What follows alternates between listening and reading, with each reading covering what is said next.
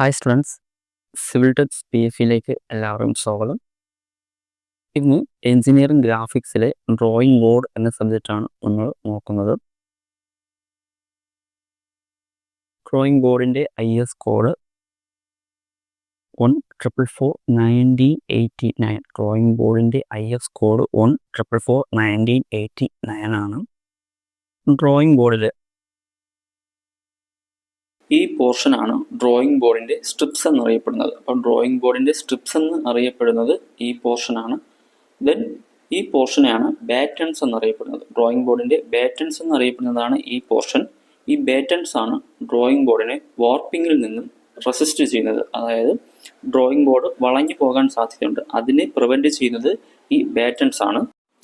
Drawing ബോർഡിൻ്റെ സ്ട്രിപ്സുകൾ തമ്മിൽ joint ചെയ്യാൻ ഉപയോഗിക്കുന്ന ജോയിൻ്റ് ആണ് tongue and groove joint. Then drawing ബോർഡിൽ ഇവിടെ ഒരു പോർഷൻ ഉണ്ട്, എബണി വർക്കിംഗ് എഡ്ജ് എന്നാണ് പറയുന്നത്. ഡ്രോയിങ് ബോർഡിൻ്റെ വർക്കിംഗ് എഡ്ജ് ആണ് ആ പോർഷൻ, അതിനെ എബണി വർക്കിംഗ് എഡ്ജ് എന്നാണ് പറയുന്നത്.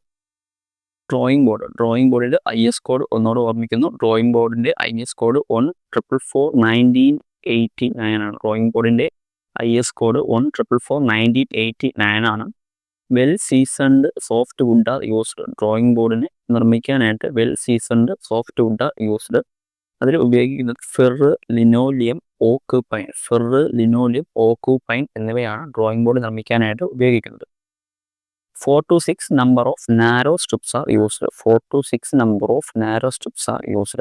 The battens are provided to resist warping. Battens drawing ബോർഡിൽ പ്രൊവൈഡ് ചെയ്യുന്നത് വാർപ്പിംഗ് റെസിസ്റ്റ് ചെയ്യാൻ വേണ്ടിയിട്ടാണ്.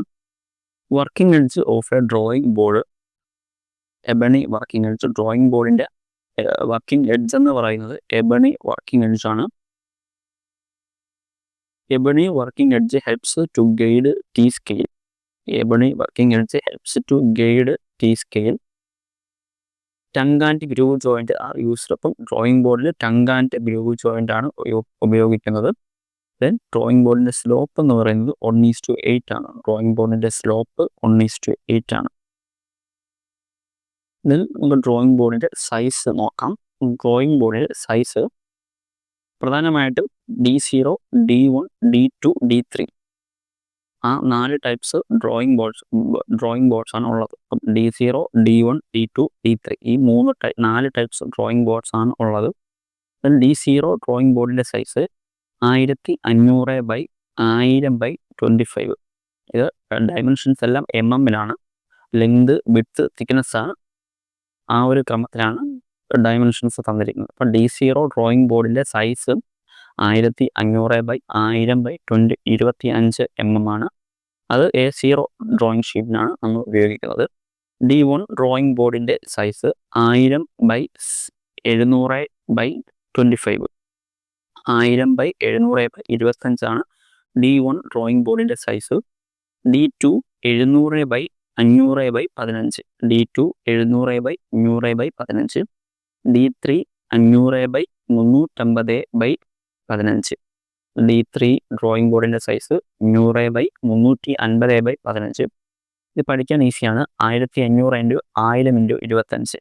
ദെൻ ഈ 1000 ഇവിടെ വരും, 1000 × 700x25. ദെൻ ഈ 700 ഇവിടെ വരും, ഈ 1000-ൻ്റെ പകുതി 500 അവിടെ പോകും, അങ്ങനെയാണ്. ദെൻ ഈ 500 ഇവിടെ വരും, ദെൻ 700-ൻ്റെ പകുതിയായ 350 അവിടെ പോകും, അങ്ങനെയാണ് ഇത് പഠിക്കേണ്ടത്. അപ്പം D0 ഡ്രോയിങ് ബോർഡിൻ്റെ size 1500x1000x25. D1 1000x700x25. D2 700x500x15. D3 500x350x15.